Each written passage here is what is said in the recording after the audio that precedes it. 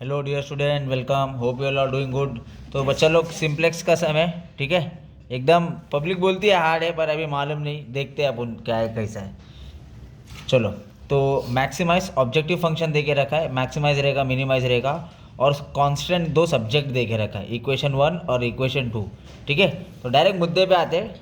Theory सब बाद में, पहला बच्चे लोग को 7 मार्क मिलने दो, 7 मार्क मिल गया तो डायरेक्ट थियरी पे भी आते हैं। तो सिंप्लेक्स मेथड कर रहे हैं, ये मैक्सिमाइज ऑब्जेक्टिव आपको क्वेश्चन गिवन है, और ये सब्जेक्ट कांस्टेंट इक्वेशन 1 इक्वेशन 2 आपको गिवन है, और हमें सिंप्लेक्स मेथड सॉल्व करना है। ठीक है, तो सबसे पहला स्टेप क्या है बच्चे लोग, converting non equality into equality. मतलब हम इसको क्या कर रहे हैं ना, स्टैंडर्ड फॉर्म में कन्वर्ट कर रहे हैं। ठीक है, तो स्टैंडर्ड फॉर्म में कैसे कन्वर्ट करेंगे, सेम क्वेश्चन लिखना है अपने को। ठीक है, तो मैं ना ये जो मैक्सिमाइज ऑब्जेक्टिव है ना, मैं क्या कर रहा हूँ, ये जो मैक्सिमाइज ऑब्जेक्टिव है ना, इसको मैं सेम एज इट इज़ लिख रहा हूँ।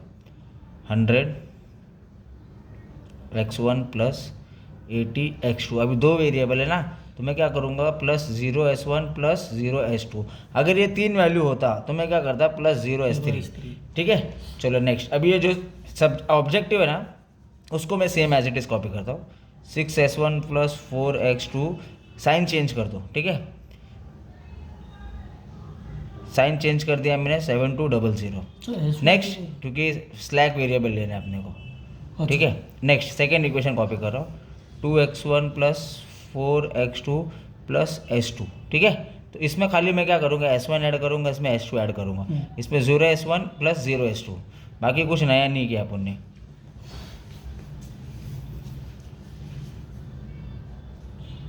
ठीक है, तो ऑब्जेक्टिव था, सेम लिखा, 0s1 0s2। उसके बाद दो इक्वेशन था, दोनों इक्वेशन सेम लिखा। यहाँ पर प्लस s1 डाला, प्लस s2 डाला, और यहाँ पर सिर्फ साइन चेंज कर दिए। ठीक है, अभी पहला स्टेप है ना बच्चे लोग, पहला स्टेप आना है।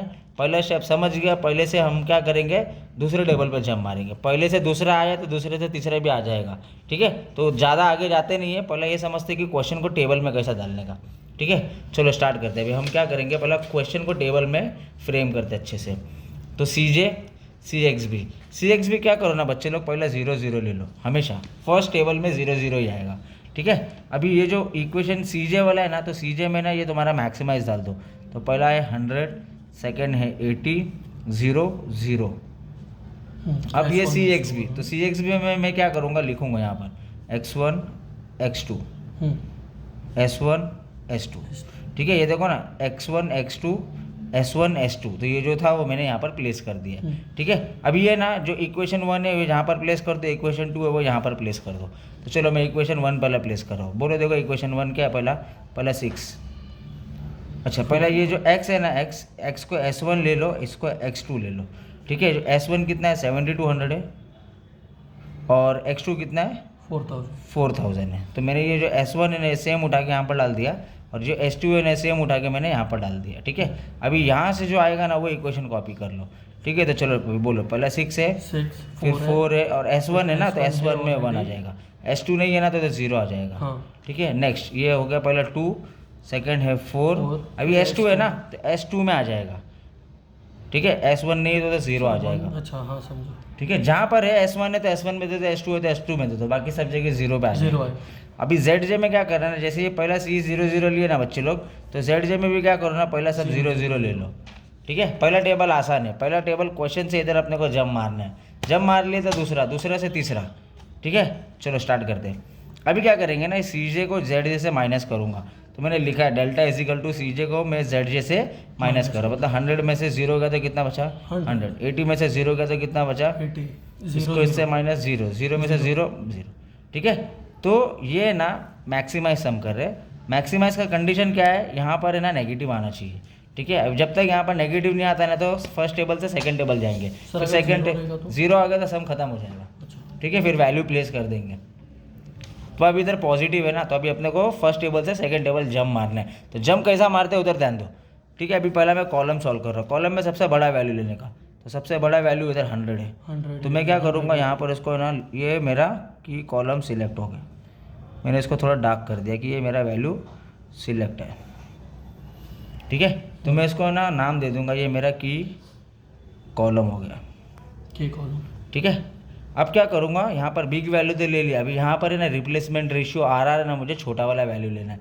तो वो कैसे लूँगा मैं, इसको है ना ये 7200 इसको डिवाइड बाय 6 करूँगा, तो इसको इससे डिवाइड किया तो मेरा आंसर आया 1200। 7200 डिवाइड बाय 6 मेरा आंसर आया 1200। अब क्या करूँगा, हाँ अभी 4000 को 2 से डिवाइड करूँगा, तो इसको इससे डिवाइड किया तो मेरा आंसर आया 200। तो जब कॉलम में बड़ा वाला वैल्यू लिया ना, कॉलम में हाँ। सबसे बड़ा वैल्यू, तो रो में सबसे छोटा वाला वैल्यू लेंगे। ठीक है, तो देखो सबसे छोटा कौन है दोनों में, ये 1200 है। तो मैंने ये वाली वैल्यू सिलेक्ट कर लिया।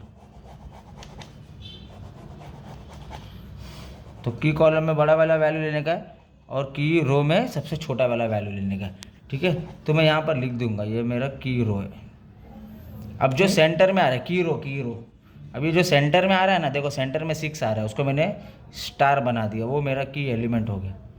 ठीक है, तो ये की कॉलम हो गया बड़ा वाला, छोटा वाला की रो हो गया, और जो सेंटर में आ रहा है वो मेरा की एलिमेंट हो गया। तो की एलिमेंट का फॉर्मूला है, ठीक है, न्यू वैल्यू। तो चलो अपन देखते हैं क्या है। तो मैंने क्या किया, पहला एक तो मेरा फर्स्ट टेबल बन गया। अभी मैं क्या करूँगा, फर्स्ट टेबल से सेकंड टेबल में जाऊँगा, तो मैंने ना सेम डिक्टो एज इट इज़ फटाफट कॉपी कर दिया। सीजा बना दिया, CX भी बना दिया, replacement ZJ सीजा minus ZJ column बना दिया अपन ने। ठीक है, तो सबसे पहला स्टेप क्या बनता है ना, अपने को ना एक फार्मूला है, फार्मूला अपने को ना बच्चे लोग लर्न करना पड़ेगा। क्या फार्मूला है, रिप्लेसमेंट रेशियो तो अपन ने कर दिए, उसके बाद अपना न्यू वैल्यू का फॉर्मूला है। तो न्यू वैल्यू का फॉर्मूला है ओल्ड वैल्यू डिवाइड बाय की एलिमेंट। मतलब ये पूरा वैल्यू है ना जो की रो वाला, वो मैं सेम एज इट इज़ उठा रहा हूँ। देखो बच्चे लोग, ये वैल्यू उठा रहा हूँ 72006410 नहीं, इसको इससे डिवाइड करेंगे की एलिमेंट। कंडीशन क्या है मालूम है क्या, कंडीशन ये है कि ये सेम वैल्यू जब मैं उठा के इधर डालूंगा ना, तो इधर 1 आना चाहिए, की एलिमेंट दूसरे टेबल में 1 आना चाहिए। वापिस ये जो उठा के सेम वैल्यू उठा के मैं जो इधर प्लेस करने वाला हूँ ना, वो 6 के जगह पे जो है ना इधर 1 आना चाहिए। इसके लिए अपन क्या कर रहे हैं ना, डिवाइड बाय की एलिमेंट करते।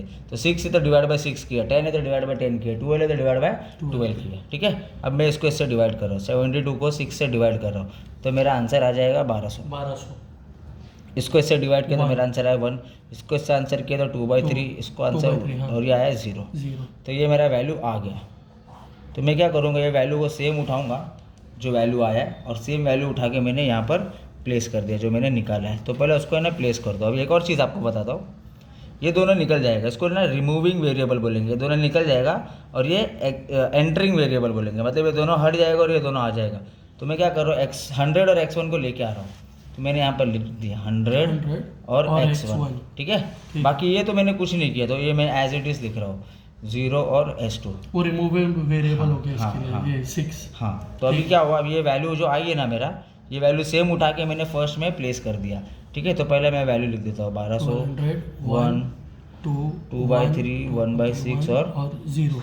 ठीक है, चलो ये वाला वैल्यू तो सेम ही था, उसको एज इट इज़ लिख दो 180, 0, 0, x1, x2, S1, S2, ये तो सेम था।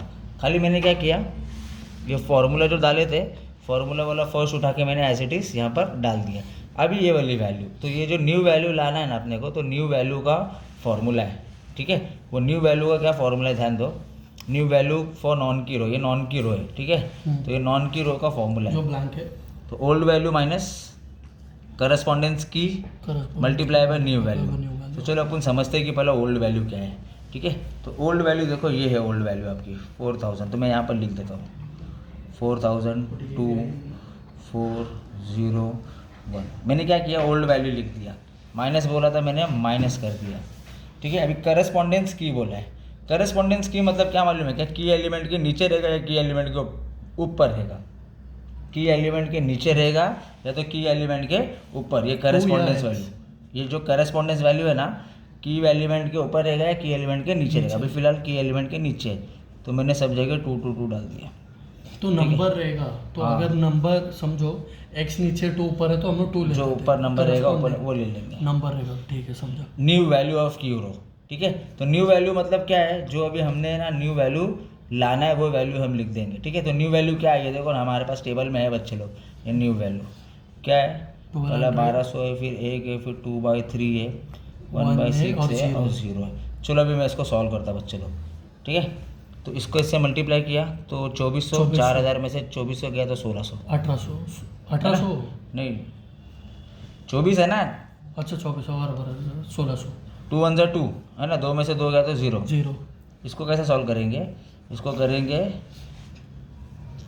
4 माइनस 2 टू द 4, ठीक है। तो पहला मल्टीप्लाई करो, 4 3 ज़ा 12, 12 में से 4 गया तो 8, तो 8/3 आ गया इसका आंसर, ठीक है। रेशियो आ ही रहा है। हाँ, तो ये आएगा 2 के डबल में कैंसिल होता है, 1 टाइम ये 3 टाइम, तो ये -1/3 हो जाएगा, ठीक है। ये माइनस है ना, तो ये -1/3 हो जाएगा। 2 0 ज़ा 0, एक में से 0 गया तो कितना बचेगा, एक ही बचेगा, 1 बचेगा। तो ये जो वैल्यू है मैं यहाँ पर प्लेस कर रहा हूँ, ये देखो क्या है, ये 16 आया, सेकंड का 0 है, थर्ड का 8/3 है, और नेक्स्ट का -1/3 है, और ये 1 है, ठीक है। पहले रो में हमने यहाँ पर 0 लिया था, क्यों 0 लिया था, क्योंकि इसको इससे मल्टीप्लाई करेंगे, एनीथिंग मल्टीप्लाई बाय 0 इज 0, इसके लिए तो 0 डाल दिया।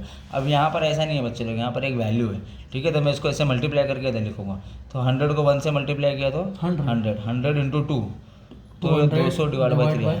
100 को इससे मल्टीप्लाई करना है ना, 100/6, तो 50 डिवाइड बाई 6 है ना, 50 डिवाइड बाई 3 आ जाएगा। कैलकुलेट करो, डिवाइड करो, 50 डिवाइड बाई 3 आ जाएगा। 2 के टेबल में कैंसिल हो रहा है ना, 100 0 ज़ा 0।